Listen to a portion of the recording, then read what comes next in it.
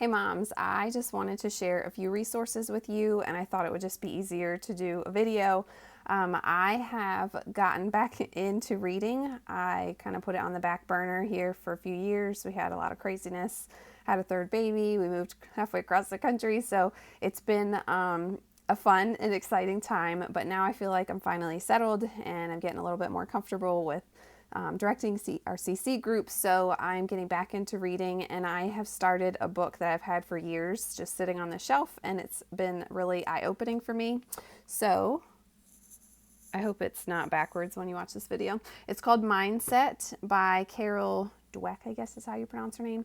She's a professor, and it's really been good. I've only read like a couple chapters so far, and it just talks about the two different mindsets, and you're either one or the other usually. And if you are the fixed mindset, it means that you don't think you can learn. You're born with as intelligent as you are, and that's it. It's very discouraging. It's a very low and depressing place to be. And I think that one of my kids is struggling with this because she just constantly feels defeated and just struggles with certain subjects, and it's like she predetermines that it's going to be hard before she even tries it. So this book has been really helpful for me to kind of see that side, because I don't understand that thought process.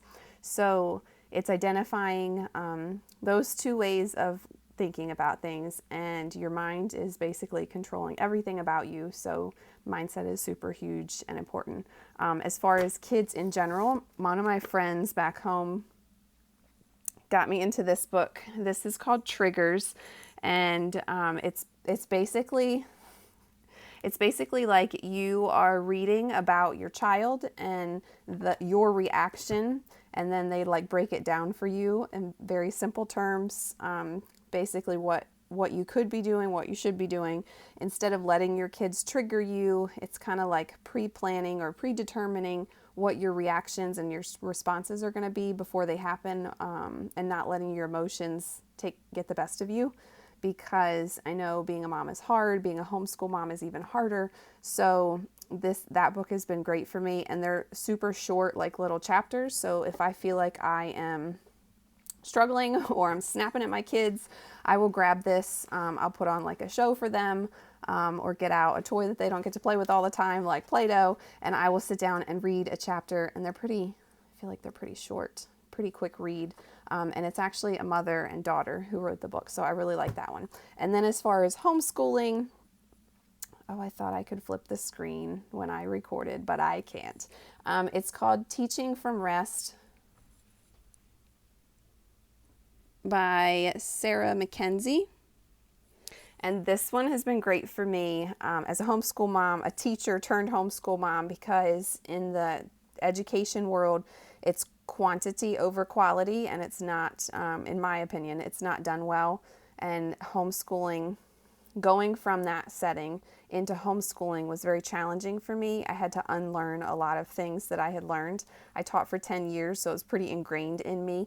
Like we taught to the tests, we taught to the standards, and it's fine to have expectations, and it's fine to set bars high for your kids, but when you are drilling and grilling and just rushing through things, you're not doing anything well. So this book, I actually have it on Audible, and it was a quick read. I think it was like 3 hours of listening.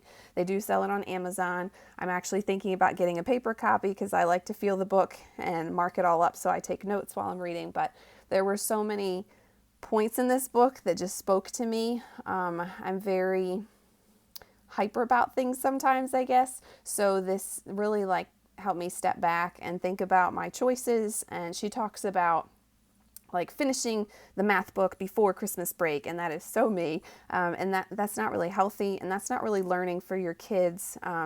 Workbooks have their place and they're great, but they shouldn't be like dominating your homeschool day, if that makes sense. You should be deciding what is best for your child and what you want to accomplish, and you're wanting to work through skills, and sometimes like speed drills with math is great, but it shouldn't always be drilling and just going through the material as fast as you can. She talks about having like a pause and like peaceful times and not feeling so rushed all the time. So those are 3 books that I'm really loving right now, and I thought I would recommend them to you.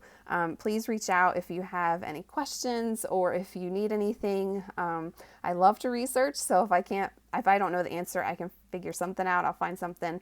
And if you have a book that you love, please share it with me, and I can share with everyone else. I hope you have a great day.